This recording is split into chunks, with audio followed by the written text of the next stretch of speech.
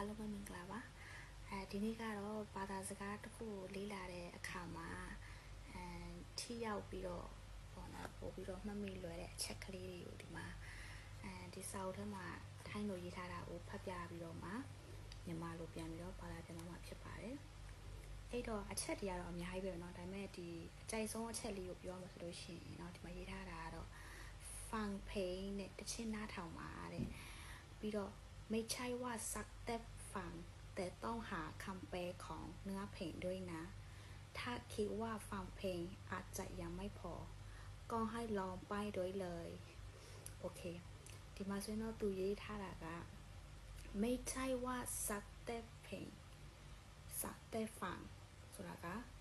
နားထောင်ရုံထူတယ်မဟုတ်ဘူးแต่ဒါပေမဲ့ต้องหาคำแปลဆိုတာတချင်းရဲ့အဓိပ္ပာယ်ကိုပါရှာရမယ်ပြီးတော့ခေါင်းเนื้อเพลงด้วยนะအဲ့တချင်းရဲ့ဒီနှစ်ဘာသာကိုပါရှာရမယ်ပြီးတော့ถ้าคิดว่าฟังเพลงတကယ်လို့တချင်းနားထောင်တာကอาจจะยังไม่พออาจจะยังไม่พอဆိုတာကမလုံလောက်သေးဘူးလို့ထင်လို့ရှိရင်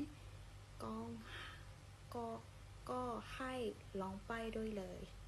ဆိုတာကငွေလာထားလိုက်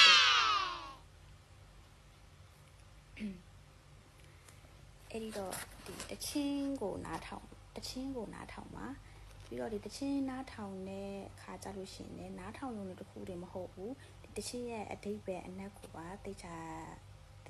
လေးရှာပါပြီးတော့ถ้าคิดว่าတကယ်လို့ကိုယ့်ရဲ့စိတ်ထဲမှာဒီဟာကဒီတချင်းနားထောင်တာကอาจจะยังไม่พอမလုံလောက်သေးဘူးဆိုလို့ရှိရင်ก็ให้ลองไปด้วยเลยဆိုတာကဒီနားထောင်ရုံတက်တင်မဟုတ်ဘူး listening လောက်ခိုင်းတာတွေမဟုတ်ဘူး